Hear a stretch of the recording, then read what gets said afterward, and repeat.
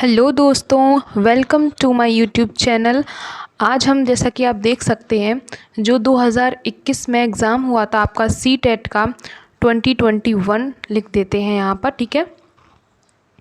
जिन्होंने भी लैंग्वेज 1 हिंदी लिया था, वैसे लैंग्वेज 1 ऑब्वियसली सारे लोग हिंदी ही लेते हैं। लैंग्वेज 2 में आप इंग्लिश या संस्कृत कोई भी एक चूज़ कर सकते हैं।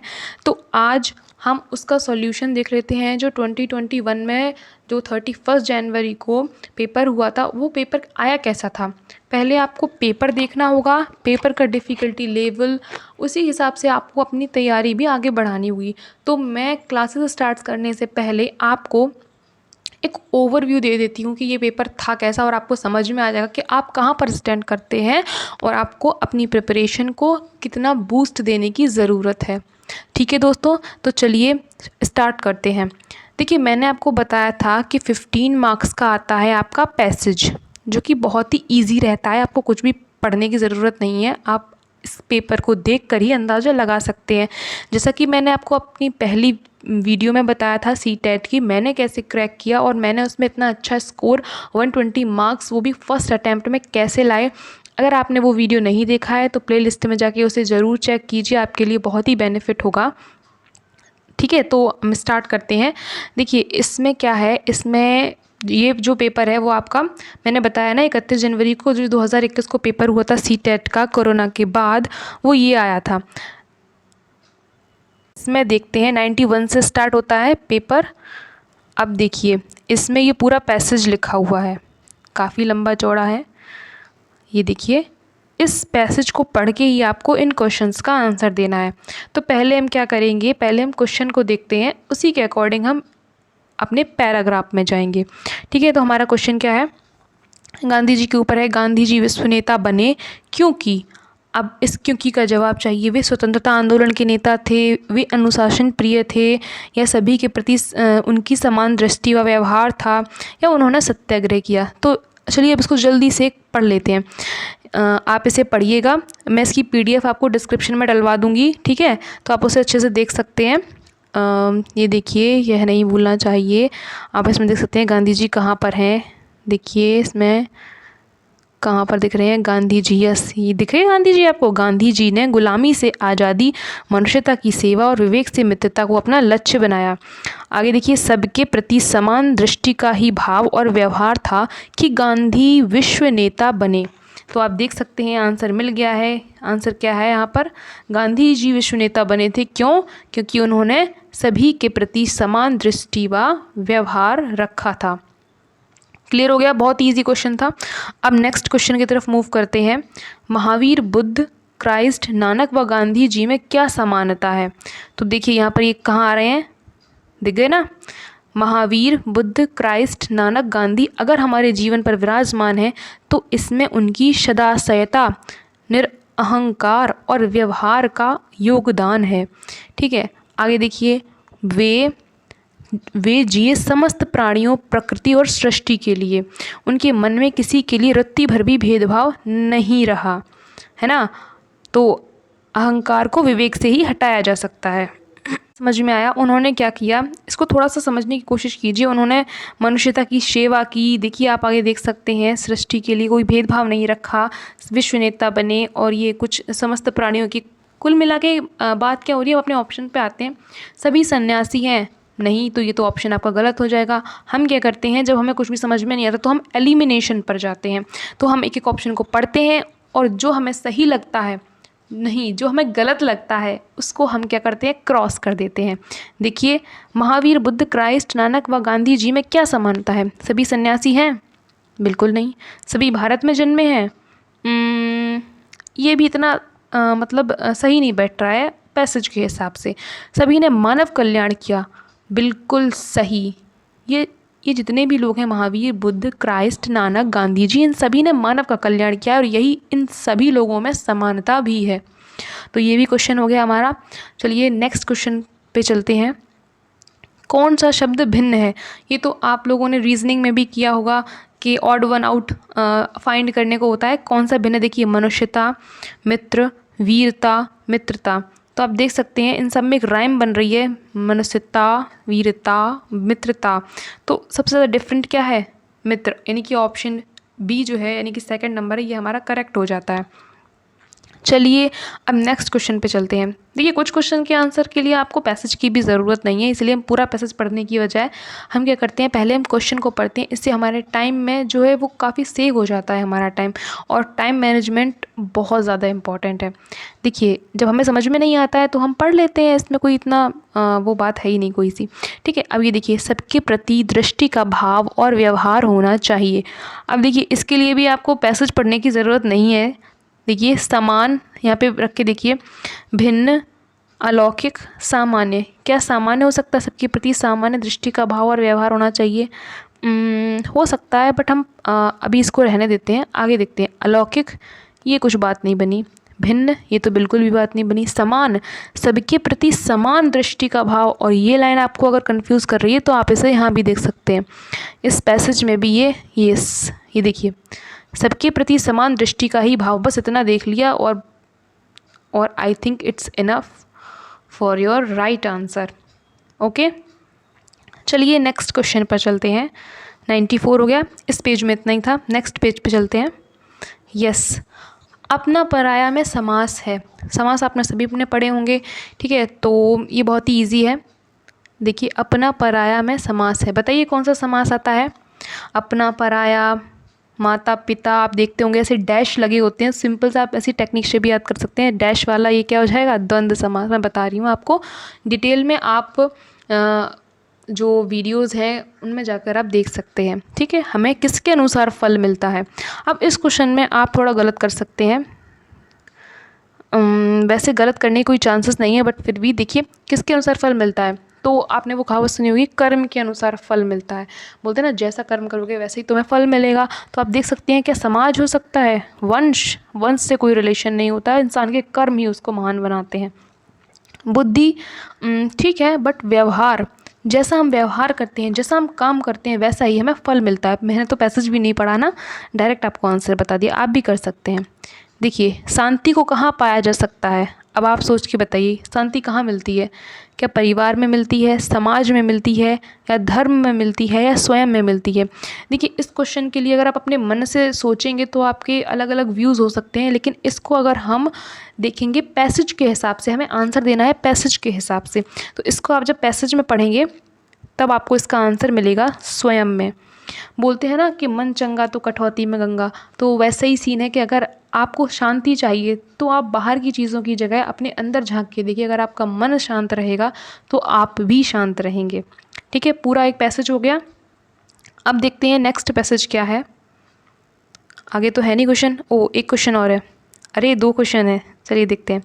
इनमें से किसे गांधी जी ने अपना लक्ष्य नहीं बनाया?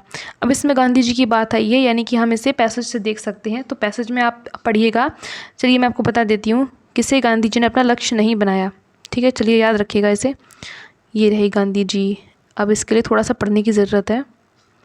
किसे गांधी जी ने अपना लक्ष्य नहीं बनाया, डायरेक्ट लाइन लिखी होगी, देखिए मुझे तो मिल गया, आई होप आपको भी मिल गया होगा। ये देखिए, गांधी जी ने गुलामी से आज़ादी, मनुष्यता की सेवा और विवेक से मित्रता को ही अपना लक्ष्य बनाया। मिल गया ना आंसर? क्वेश्चन पे चलते हैं। मनुष्यता की सेवा, हाँ था, लेकिन इस क्वेश्चन में ये नहीं पूछा गया क्या था क्या नहीं था, उनका लक्ष्य क्या नहीं था। मनुष्यता की सेवा थी, विवेक से मित्रता, गुलामों से आज़ादी, गुलामी से आज़ादी, ये तो थी, ये तो कोई बिना देखे ही बता सकता कि यही थी। विवेक से मित्रता, अच्छा इन दोनों में देख लेते हैं क्या था। विवेक से मित्रता, यस विवेक से मित्रता तो है इसमें, तो यानी कि ये भी सही हो गया। तो हमें तो ढूंढना है रॉन्ग कौन सा है, तो हमारा रॉन्ग आंसर ही सही आंसर हो गया। आई होप आप समझ गए होंगे। चलिए नेक्स्ट क्वेश्चन देखते हैं, काफ़ी ईजी है, क्या इसके लिए कुछ भी पढ़ना या कुछ भी करने की ज़रूरत है? मैंने आपको बताया था ये जो 15 नंबर होते हैं बिल्कुल फ्री के होते हैं, और आपको इन्हें बस अपना कंसंट्रेशन एकदम फोकस्ड रह के आपको मतलब अच्छे से पढ़ना है क्वेश्चन को और उसके पैराग्राफ को। आपको डिट्टो लाइंस मिल जाती हैं और थोड़ा बहुत तो दिमाग लगा ही सकते हैं आप, ईजिली 15 नंबर आपके पक्के हो जाते हैं। हिंदी स्कोरिंग होता है सीटेट के लिए, मैं बताती हूँ। चलिए क्वेश्चन नंबर 99 पे देखते हैं। अनुच्छेद के अनुसार, और ये जो मैं आपको आंसर बता रही हूँ, ये जो आपकी फाइनल आंसर की आई थी उसके अकॉर्डिंग बता रही हूँ, तो इसमें एरर के चांसेस ना के बराबर हैं। ठीक है, तो अनुच्छेद के अनुसार किसे अपने व्यवहार का हिस्सा बनाना चाहिए। अनुच्छेद मतलब जो पैसेज आपको दिया गया है उसके अनुसार अपने व्यवहार का हिस्सा आपको किसे बनाना चाहिए। गुरु नानक देव की शिक्षाएं, सत्य और अहिंसा की परिभाषा, अहंकार और विवेक की परिभाषा, समाज और संवेदनाओं के नैतिक मूल्य। तो इसके लिए हमें देख लेना चाहिए अपना पैसेज। चलिए कहाँ पर है, पढ़ते जाइएगा आप। यहाँ तो मुझे दिख नहीं रहा, ऊपर चलते हैं थोड़ा। उसके मन में हाँ, ये फर्स्ट लाइन में देखिए, यह नहीं भूलना चाहिए कि हमारा जो व्यवहार होता है उसी के अनुसार फल भी मिलता है। व्यवहार देखिए, ये उस क्वेश्चन का आंसर है पहले वाले का। इससे जो समाज और संवेदना की नीति मूलक स्थापनाओं को अपने व्यवहार का हिस्सा बनाता है, क्लियर हो गया ना, वही शांति पाने का हकदार भी होता है। चलिए अपने क्वेश्चन पर आते हैं। व्यवहार का हिस्सा बनाना चाहिए, बताइए, सोच के बताइए किसे बनाना चाहिए। समाज और संवेदनाओं के नैतिक मूल्यों को। बिल्कुल सही बताया आपने, यही आपका सही आंसर हो जाएगा। ठीक है, क्योंकि जैसा हम व्यवहार करेंगे वैसा ही हमें फल भी मिलेगा। तो यानी कि बोलते हैं हम समाज जो हमारे नैतिक मूल्य हैं उनके अनुसार हमें उनको अपने जीवन का हिस्सा बनाना चाहिए, अपने व्यवहार का हिस्सा बनाना चाहिए। यही पूरे पैसेज का मतलब भी निकलता है। चलिए अब अपने नेक्स्ट पैसेज पे चलते हैं। क्या है ये, एक काव्यांश है, यानी कि जो पहला पैसेज होता है वो आपका होता है गद्यांश का। ठीक है, और जो दूसरा पैसेज होता है वो होता है आपका काव्यांश का। इसमें कविताएं करके आती हैं। ठीक है, तो इसे आप पढ़िए, ये काफ़ी अच्छा है। देशवासियों सुनो, देश को नमन करो, जल्दी से पढ़ लेते हैं।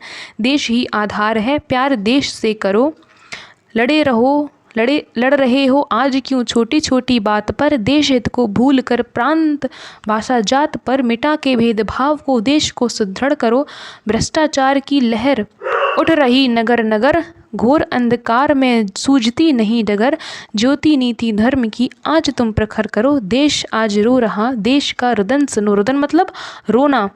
ठीक है, बांट दर्द देश का, मित्र देश के बनो, प्रेम के पीयूष से द्वेष का समन करो, द्वेष का समन करो। ठीक है, ये कुछ वर्ड आपको समझने होंगे, ये हिंदी के होते हैं, इनका मतलब क्या होता है। ठीक है, तो ये हमने पूरा पढ़ लिया। कुल मिला के ओवरऑल एक हमें ओवरव्यू मिल गया कि ये कुछ भ्रष्टाचार पर है और भ्रष्टाचार ने देश को इतना खोखला कर दिया, कुछ कुछ ऐसा आ रहा है। हमें इससे मतलब नहीं है। अब हम देखेंगे क्या हमारा क्वेश्चन क्या कहता है, हम उस पर आएंगे। देखिए, देश आज रो रहा है, पंक्ति का आशय है तो देश में अशांति का वातावरण है, देश के नागरिक रो रहे हैं, देश में बाढ़ आई है, या देश में शांति का वातावरण है।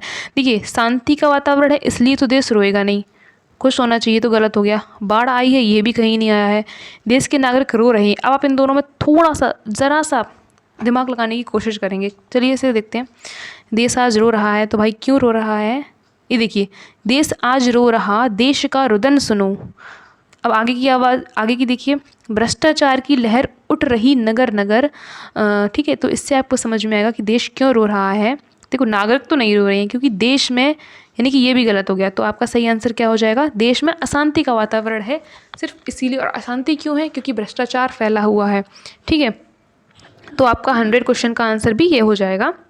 नंबर फर्स्ट, द्वेष का समन किया जा सकता है।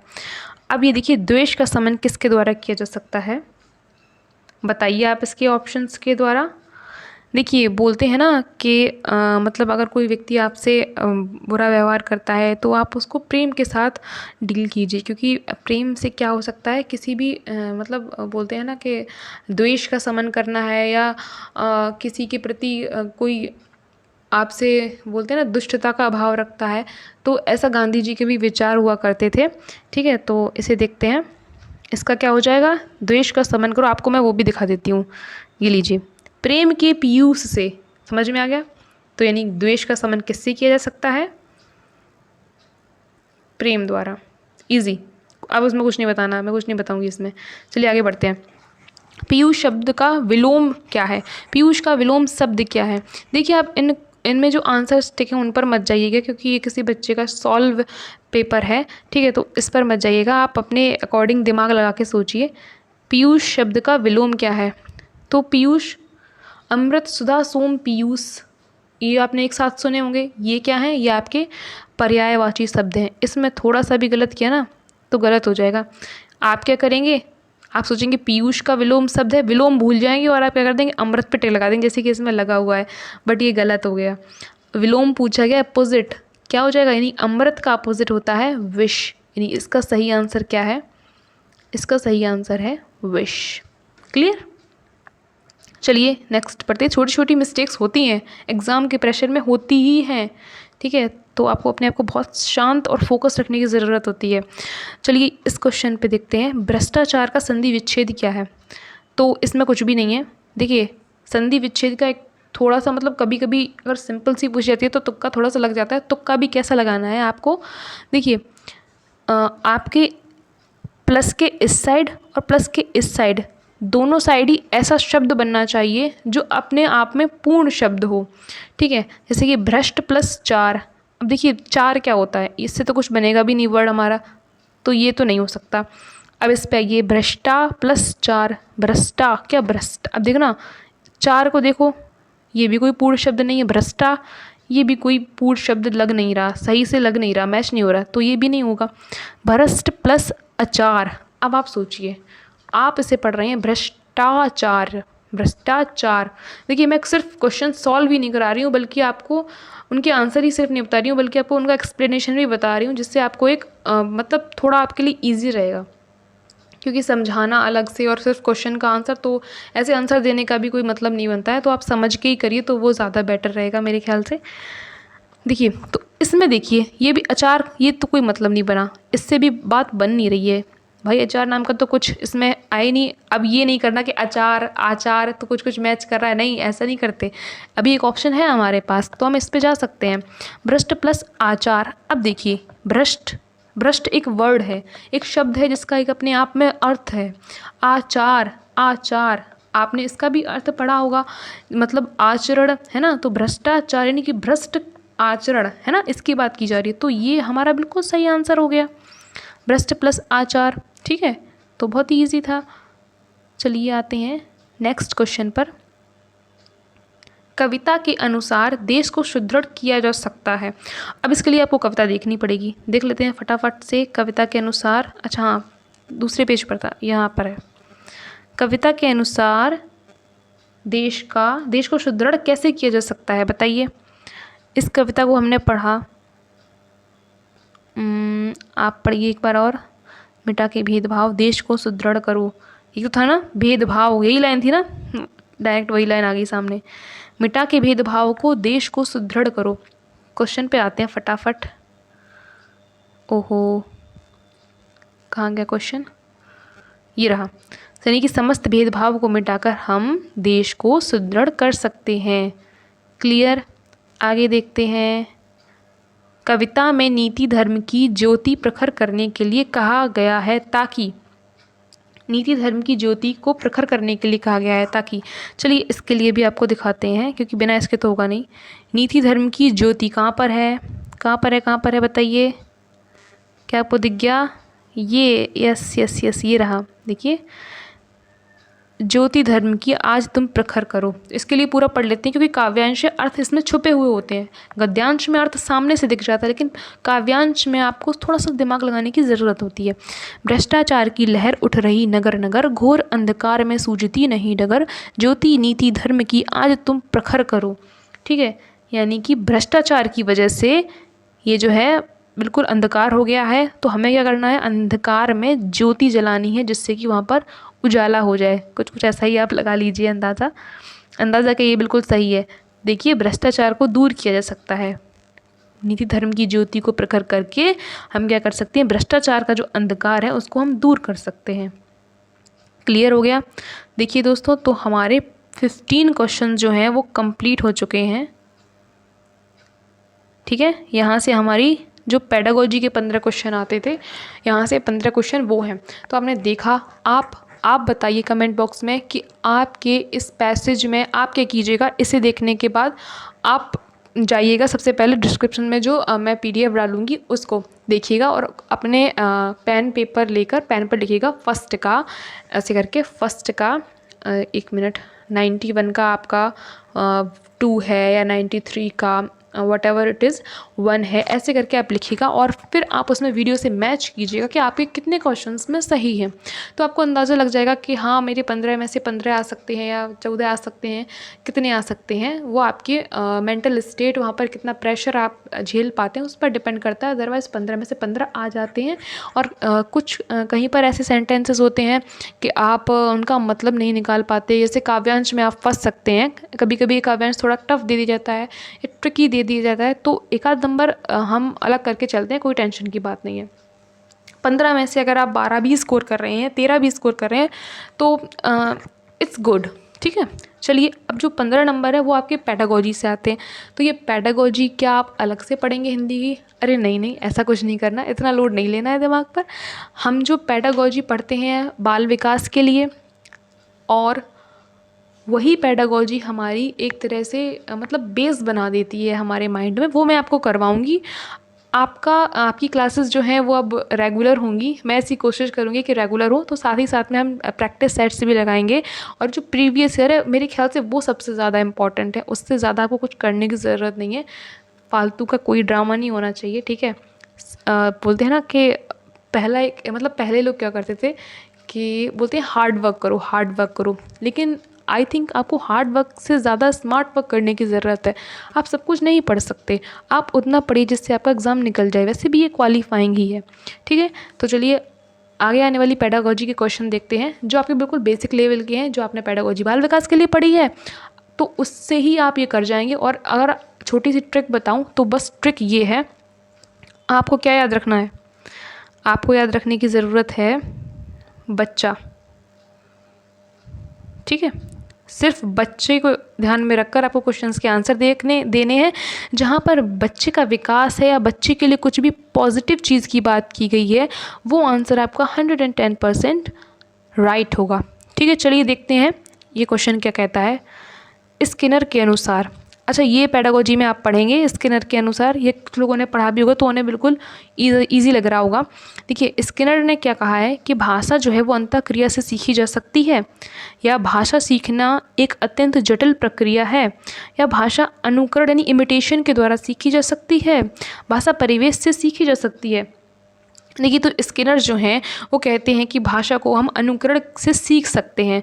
यानी कि मैं आपको समझा देती हूँ थोड़ा सा थ्योरी भी यहाँ पर। स्किनर बोलते हैं कि जो बच्चा है वो भाषा को क्या करता है, अनुकरण करके सीख लेता है।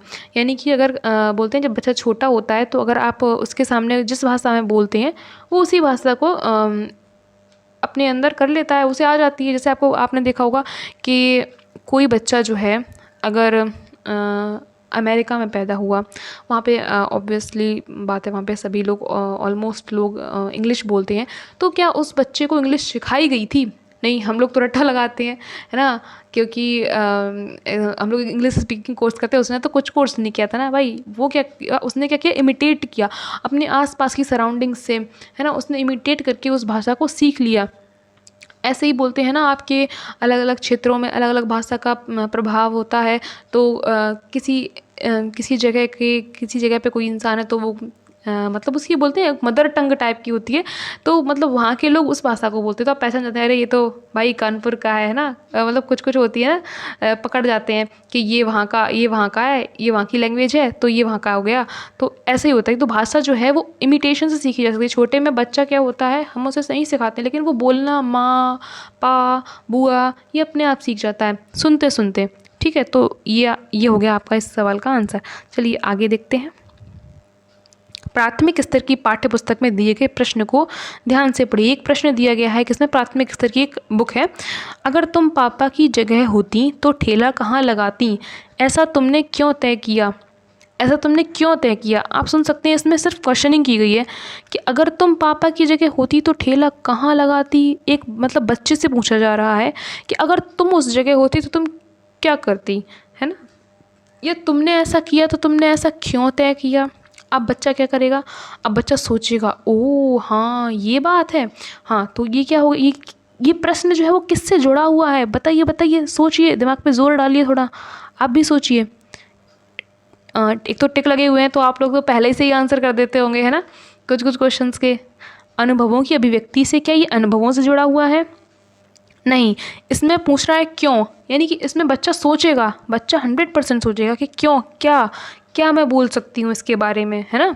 तो चिंतन क्षमता के विस्तार से, यानी कि आप चिंतन करेंगे उस बात पर, ठीक है। ये भी नहीं होगा और व्यवसायों से भी कोई बात नहीं है, मतलब ये नहीं कि ठेला लगाओगी तो मतलब ठेला के ऊपर पूछा गया तो व्यवसाय तो नहीं कर सकते, क्योंकि उसमें वो क्वेश्चन पूछ रहा है क्यों किया ऐसा और कहाँ लगाओगी, है ना। तो चिंतन क्षमता के विस्तार से, यही इसका राइट आंसर होगा और यही आपकी की में भी है। ये सारे आंसर्स मैं आपको की से ही करवा रही हूँ, ठीक है। जो की आई थी आपकी ऑफिशियल, उसी के अकॉर्डिंग बता रही हूँ। हिंदी भाषा का आकलन करते समय आप किस बिंदु को सर्वाधिक महत्व देंगे। आप पेडागोजी के क्वेश्चंस को एज अ टीचर अपने अंदर भी ऐसे करके कर सकते हैं। मतलब आप सोचिए कि मैं एक टीचर हूँ, बने नहीं है बट बन जाएंगे। आप सोचिए कि मैं एक टीचर हूँ और मुझसे ये पूछा गया है, तो मैं कैसे इसको रिजॉल्व करूँगी। तो उससे भी कई सारे क्वेश्चन आपके बन जाते हैं। जैसे कि हिंदी भाषा का आकलन करते समय आप किस बिंदु को सर्वाधिक महत्व देंगे। आप बताइए, आप किसी बच्चे की भाषा का आकलन कर रहे हैं तो आप किस बिंदु पर सबसे ज़्यादा महत्व देंगे। कैसे आप पता लगाएंगे कि ये भाषा पढ़ने में, ये बच्चा जो है वो भाषा पढ़ने में अच्छा है, ये भाषा पढ़ने में अच्छा नहीं है। अलंकारिक भाषा, बताइए क्या ये सही हो सकता है। अलंकारों पे ध्यान देंगे, ये तो बहुत ऊंचे लेवल की बात हो जाएगी उस छोटे से बच्चे के लिए। भाषा की संरचना को, ये भी काफ़ी बड़ी बात हो जाएगी उस छोटे बच्चे के लिए। व्याकरण, देखिए व्याकरण पे तो नहीं जाएंगे क्योंकि प्राइमरी लेवल का पेपर है और प्राइमरी लेवल पे बच्चे को सिर्फ इतना आना चाहिए, 1 से 5 के बच्चे को क्या वो अपनी बात को बोल पाए, क्योंकि बच्चे जो होते हैं वो आपके मतलब वो बोलते ही नहीं है ना। उनको आप उनसे बुलवा लें तो ये बहुत बड़ी बात है, और अगर वो बोल रहा है, बच्चा अपने आप को अभिव्यक्त कर रहा है, तो ये आपके लिए बहुत बड़ी बात है ना। तो आपका नेचर क्या है, या वो अपनी बात को बच्चा आपके सामने रख पा रहा है या नहीं रख पा रहा है, उसी के आधार पर आपने बच्चे से कहा बच्चे एक कहानी सुनाओ, एक कविता सुनाओ, और उसने अगर उसे सुना दी तो आप उस बात को ध्यान में रख कर ही उस बच्चे की भाषा का आकलन करेंगे। तो यानी इसका सही आंसर जो है वो बिल्कुल सहज अभिव्यक्ति ही है। क्लियर हो गया, बहुत ही ईजी है, कोई इसमें दिमाग लगाने की भी इतनी ज़रूरत नहीं है। चलिए नेक्स्ट क्वेश्चन पर चलते हैं। थोड़े क्वेश्चन और रह गए हैं, ठीक है, तो इसे भी जल्दी से फिनिश कर लेते हैं। प्राथमिक स्तर पर पढ़ना सिखाने की शुरुआत करने के लिए, ये कौन सा क्वेश्चन, हाँ ठीक है, आप किस सामग्री को सर्वाधिक महत्व देंगे। आप बताइए कि आप बच्चे को प्राइमरी लेवल पर, आप लोग टीचर बनने जा रहे हैं तो आप बच्चे को एक प्राइमरी लेवल पर पढ़ना सिखाना है, क्या पढ़ना सिखाना है, तो आप कौन सी सामग्री ले जाएंगे बताइए। क्या आप वर्णमाला उठा के ले जाएंगे, या शुद्ध उच्चारण ले जाएंगे, या शुद्ध उच्चारण करवाएंगे उनसे, या रोचक कहानियाँ सुनाएंगे, या अक्षर ज्ञान करवाएंगे, या उनसे कहेंगे चलो लिखो आ, बनाओ हा, ला। बताइए, प्राथमिक स्तर का बच्चा है जो भी ठीक से मतलब वो रोता भी है, वो बीच बीच में उठ के भाग भी जाता है ना, तो आप क्या करेंगे उसे वहाँ पे बैठाने के लिए, दिमाग लगाइए, आप कहानियाँ सुनाएंगे, क्योंकि आपको पता है कि बच्चे जो हैं वो कहानियाँ सुनना बहुत पसंद करते हैं। तो ये जो है वो बहुत ही पॉजिटिव है। मैंने क्या बोला, बच्चे के लिए जो चीज़ पॉजिटिव होगी वही आपको भी पॉजिटिव लेके चलनी है, ठीक है। तो इसका सिंपल आंसर हो जाएगा रोचक कहानी। बच्चे को कहानियाँ सुनाते रहो, बच्चा आराम से बैठा बैठा कहानियाँ सुनेगा, और कहानियाँ भी ऐसी होनी चाहिए जिससे बच्चे के अंदर कुछ ज्ञान हो, ठीक है। चलिए नेक्स्ट क्वेश्चन देखते हैं। सलमा पहली कक्षा में पढ़ती है, आपको एक कंडीशन दी गई है, इसको आप ध्यान में रखिएगा। फर्स्ट में पढ़ती है वो, वह किताब शब्द को कतब लिख देती है। छोटे छोटे बच्चे होते हैं ना, वो क्या करते हैं, उनको अगर भा बनाने को दे दो तो माँ बना देंगे, है ना, और अगर आ बनाने को दे दो तो क्या पता वो इतना ही बना के छोड़ दें, है ना। तो ऊ बनाने को बोलो तो वो आ बना दे, कुछ भी कर सकते हैं। या घा बनाने को कहा, धा बनाने को कहा तो घा बना दिया, घा बनाने को कहा तो धा बना दिया। तो मतलब काफ़ी सारे डिस्टर्बेंस होते हैं। तो ऐसे ही इसमें बोला गया है कि सलमा जो है वो क्या करती है, किताब को कतब लिख देती है, कतब। ये जो उसका लिखने का तरीका है वो क्या दिखाता है, क्या वो स्ववर्तनी या अपनी वर्तनी का यूज़ कर रही है, या नियंत्रित लेखन। देखिए नियंत्रित लेखन तो नहीं हो सकता क्योंकि ये नेगेटिव जा रहा है, बच्चा नियंत्रित तो कभी होगा नहीं, इसी को हटा दीजिए। लापरवाही, क्या वो लापरवाही कर रही है। देखिए बच्चे को कभी नेगेटिव नहीं करना है, बच्चा हमेशा बच्चा जो करेगा वो सही करेगा, समझ रहे हैं आप। बच्चा कभी नेगेटिव नहीं करता। क्या बच्चा लापरवाही कर रहा है, नहीं कर रहा है, बच्चा कभी लापरवाह नहीं होगा। मैं बता रही हूँ, इसको आपको यही थॉट लेके चलना है, तभी आपके क्वेश्चन सही हो पाएंगे। नहीं तो क्या होता है, सब आंसर एक जैसे लगते हैं, सभी सही लगते हैं, तो आपको इसी वे में करने हैं आंसर। अज्ञानता नहीं, बच्चा बिल्कुल अज्ञान नहीं है, उसे कुछ भी ना आता हो फिर भी वो अज्ञान नहीं है, उसके अंदर बहुत ज्ञान है। आप नहीं कह सकते कि ये अज्ञान है, ठीक है। दो चीज़ें हैं, पहला बच्चा जो है वो हमेशा पॉजिटिव रहेगा और आप इसमें हमेशा नेगेटिव रहेंगे। यानी कि अगर बच्चा सीखने में बच्चे को दिक्कत हो रही है, बच्चा सीख नहीं पा रहा है, तो कमी बच्चे में नहीं है, कमी आप में है कि आप उस बच्चे को सिखा नहीं पा रहे हैं। ठीक है, तो ऐसे ही मान के दिल पे मत लियो। ओके, तो आपको क्या करना है, इसी को ध्यान में रखकर आंसर देना है, तभी आंसर सही हो पाएगा। समझ में आ रहा है? तो यानी कि हमारा आंसर क्या हो जाएगा बताइए? ये बच्चे की अपनी वर्तनी है। समझ रहे ना? ये बच्चे का अपना स्टाइल है लिखने का। आप नहीं कह सकते कि वो उस अज्ञान है, उसे कुछ आता जाता नहीं है। ठीक है, तो ये गलत हो जाएगा। नेक्स्ट क्वेश्चन पर चलते हैं। थोड़े ही हैं, शायद 115 तक हैं ये क्वेश्चन। 111 पे आते हैं। यस, देखिए ये कुछ आ गया पेडागोजी से आ गया। सामाजिक अंतःक्रिया से भाषा सीखने का समर्थन किसने किया है? देखिए सामाजिक अंतःक्रिया यानी कि सोशल इंटरेक्शन। क्या? सोशल इंटरेक्शन, यानी कि जो बच्चा है वो समाज से सीखता है। ये किसने बोला कि बच्चा जो है वो समाज के आसपास रहकर चीज़ों को सीखता रहता है? ये बोला है वाइगोत्स्की ने। देखिए ये आपको क्लियर होगा कहाँ से, जब आप पेडागोजी के कंसेप्ट्स पढ़ेंगे, यानी कि उसमें स्किनर ने क्या बोला, चॉम्स्की ने क्या बोला, है ना। सब ने अपनी अपनी परिभाषाएँ दी कि बच्चा इस तरह से सीखता है। कोई बोलता है कि बच्चा समाज से सीखता है, कोई बोलता है कि बच्चे के अंदर खुद ही सीखने की क्षमता होती है। ठीक है, तो वो आपको बाद में पढ़ाएंगे। अब आगे क्वेश्चन की तरफ चढ़ते हैं। क्वेश्चन देखते हैं 113। प्राथमिक स्तर पर पढ़ाते समय आप हिंदी भाषा संबंधी किस पक्ष पर सर्वाधिक बल देंगे? आप बताइए, आप हिंदी भाषा पढ़ा रहे हैं, लेवल आपको याद रखना है कि 1st to 5th है। आप बताइए किस पक्ष पर सबसे ज़्यादा ध्यान देंगे? क्या व्याकरण पर? देखिए व्याकरण बच्चे के लिए बहुत टफ चीज़ हो जाएगी, व्याकरण पर नहीं ध्यान देंगे। भाषा ज्ञान पर ठीक है, ज्ञान होना चाहिए। आगे देखते हैं, भाषा प्रयोग पर या व्याकरणिक नियम पर? व्याकरण देखते ही हटा देना है आपको। और जूनियर में क्या है? जूनियर में बच्चा जो है वो 6th to 8th में होता है, तो हम उससे उम्मीद रख सकते हैं कि उसको व्याकरण के नियमों का ज्ञान होना चाहिए। ठीक है, तो ये दो चीज़ें ही आपको बस डिफरेंट करनी है। जो फर्स्ट लेवल का, ये फर्स्ट लेवल का मैं आपको सॉल्व करा रही हूँ। इसमें क्या है, आपको बच्चे को भाषा प्रयोग पर ध्यान देना है। यानी कि बच्चा जो है वो सहज अभिव्यक्ति कितनी कर पाता है, अपनी बात को आपसे कितना कह पाता है, अपने जो उसकी भाषा है उसको कैसे बोल पाता है, कितना बोल पाता है, इस पर ही आप सबसे ज़्यादा बल देंगे। Easy, clear? आगे देखते हैं। मौखिक भाषा का आकलन पर सर्वाधिक बल देता है, किस पर बल देता है? यह विचार, देखिए इसका आंसर होगा विचारों की क्रमबद्धता। यानी कि जो विचार हमारे मन में क्रमवार आते चले जाते हैं उनको ही हम बोलते जाते हैं। यानी कि हम सबसे ज़्यादा बल देंगे विचारों की क्रमबद्धता पर। चलिए आगे देखते हैं कौन सा क्वेश्चन है नेक्स्ट। ये लास्ट स्लाइड है आपकी। ठीक है, हम भाषा के माध्यम से क्या करते हैं, मतलब दिया गया है। फर्स्ट तो ये है और सेकंड ये है, तो आपको देखना है, इनको इसमें रखिए बीच बीच में सबको और वाक्य बनाइए। हम भाषा के माध्यम से अनुभव और महसूस भी करते हैं। ना, ये नहीं बन रहा। चिंतन और विचरण करते हैं। विचरण क्या, घूमने चले जाते हैं क्या? नहीं, विचरण तो नहीं होगा। सोचते और महसूस करते हैं, हाँ ये हो सकता है। देखिए हम जब अपने माइंड में सोचते हैं तो वो भी एक भाषा में सोचते हैं, महसूस करते हैं तो भी एक भाषा में करते हैं, ये हो सकता है। आगे देखते हैं, सोचते और विचार भी करते हैं। देखिए सोचना और विचार करना ऑलमोस्ट सेम चीज़ें हो लगती हैं। ठीक है, ऑलमोस्ट सेम चीज़ हो जाती है। बहुत से लोगों ने इसको आंसर किया था, बट इसका जो आपकी की आई थी उसमें सही आंसर था, सोचते और महसूस भी करते हैं। ठीक है, क्लियर? चलिए आगे बढ़ते हैं। हिंदी भाषा सीखने सिखाने का दायरा इतना बड़ा होना चाहिए कि डॉट से उसका नाता न टूटे। बताइए, सीधी सी बात है, व्याकरण नहीं होगा, परिभाषाओं पर इतना जोर नहीं दिया जाता है। भाषा के प्रयोग से हम देखेंगे कि बच्चा कितनी आसानी से अपनी भाषा का प्रयोग कर पाता है, जो भी भाषा उसे आती है। ठीक है, चलिए आगे बढ़ते हैं। प्राथमिक स्तर पर भाषा सीखने सिखाने में बाल साहित्य मदद करता है। बिल्कुल, बाल साहित्य में होती हैं रोचक कहानियाँ जो बच्चे को बहुत पसंद होती हैं। तो हम क्या करेंगे, तो देखिए रंगीन चित्रों वाला होता है। हो सकता है। आगे बढ़ते हैं। भाषा की रंगतें प्रस्तुत करता है। हाँ, आगे बढ़ना वह बच्चों के लिए है। अरे बच्चों के लिए तो है ही, तो ये तो कोई बात हुई नहीं। सरल होता है, सरल से क्या मतलब है, बताना तो हम लोगों को है। देखते हैं, फिर पढ़िए। प्राथमिक स्तर पर भाषा सीखने सिखाने में बाल साहित्य मदद करता है क्योंकि वो भाषा की विभिन्न रंगतें प्रस्तुत करता है। रंगीन चित्रों से कोई मतलब नहीं है इसका।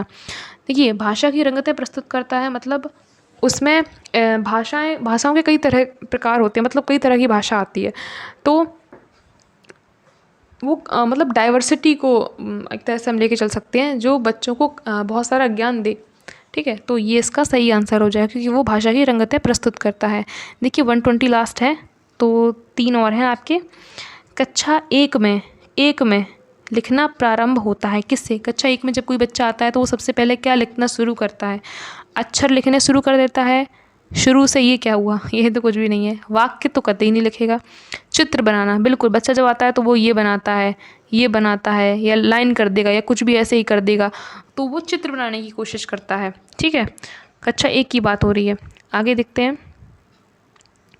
भाषा कौशलों के बारे में आप किस विचार से सहमत हैं? देखिए जो भाषा कौशल होते हैं कौन कौन से होते हैं मैं आपको बताती हूँ। ये 4 होते हैं: सुनना, बोलना, पढ़ना और लिखना। सुबोपली भी इनको शॉर्ट में करके याद कर सकते हैं। तो ये जो है वो एक दूसरे से इंटरकनेक्टेड हैं, यानी कि जब आप सुन पाएंगे तभी सुनना, बोलना, पढ़ना, लिखना। देखिए सुनेंगे तो बोलेंगे, बोलेंगे फिर पढ़ेंगे, फिर आप लिखना सीखेंगे। तो ये एक इंटर रिलेटेड होते हैं, अंतः संबंधित होती हैं एक दूसरे से। क्लियर हो गया? नेक्स्ट देखते हैं। पाठ्य पुस्तकों में रचनाएं एक वातावरण निर्मित करती हैं और अभ्यास प्रश्न उनसे गहराई से और व्यापक अनुभव स्तर से का मौका देते हैं। देखिए इस क्वेश्चन के बारे में मैं आपको बताऊं तो इसमें क्या हुआ, क्वेश्चन का आंसर तो ये लग रहा है जानने, परखने, जुड़ने। देखिए रचनाएं एक वातावरण निर्मित करती हैं और अभ्यास प्रश्न उन्हें जानने, उनसे गहराई से परखने और व्यापक अनुभव स्तर से जुड़ने का मौका देते हैं। हो सकता है, लेकिन इसका आंसर तो ये है। ये ऐसा मतलब की में है, तो मैं आपको क्या बताऊँ, यही सही आंसर मानेंगे हम भी। परखने, पाठ्य पुस्तकों में रचनाएं एक वातावरण निर्मित करती हैं और अभ्यास प्रश्न उन्हें परखने और उनसे गहराई से जुड़ने और व्यापक अनुभव स्तर से तादात्म्य का मौका देते हैं। अनुभव स्तर, तादात्म्य मतलब उनको हम बोलते हैं ना कि प्रैक्टिस करने से चीज़ें हमारे अंदर जहन तक उतर जाती हैं, तो फिर हम उन्हें कभी भूलते नहीं हैं। कुछ ऐसा ही इसका किया गया है, तो यही इसका सही आंसर है। ठीक है, तो दोस्तों आज हमने इसको फिनिश कर लिया। ये हमारे क्वेश्चन थे 2021 जो आपका पेपर हुआ था 2020 वाला सीटेट का। ठीक है, तो अभी और भी लेक्चर सीरीज़ आएंगी, क्योंकि पूरे पेपर को एक में सॉल्व कराना, सिर्फ आंसर बता देना मेरा पर्पज़ नहीं था। मैं चाहती थी कि आपको उनके पीछे की वजह और आपको उनका पैटर्न भी पता चले कि पेपर को आप आखिर में सॉल्व कैसे करेंगे। तो आगे आने वाली वीडियोज़ के लिए आप चैनल को सब्सक्राइब करना बिल्कुल ना भूलें, अपने दोस्तों को भी शेयर करें। ठीक है, और अपना ध्यान रखें और अगली वीडियो का इंतज़ार ज़रूर करें। ठीक है, वीडियो को लाइक कर दीजिएगा, शेयर कर दीजिएगा और चैनल को 100% सब्सक्राइब कर लीजिएगा। मिलते हैं नेक्स्ट वीडियो में कल। Okay, bye bye.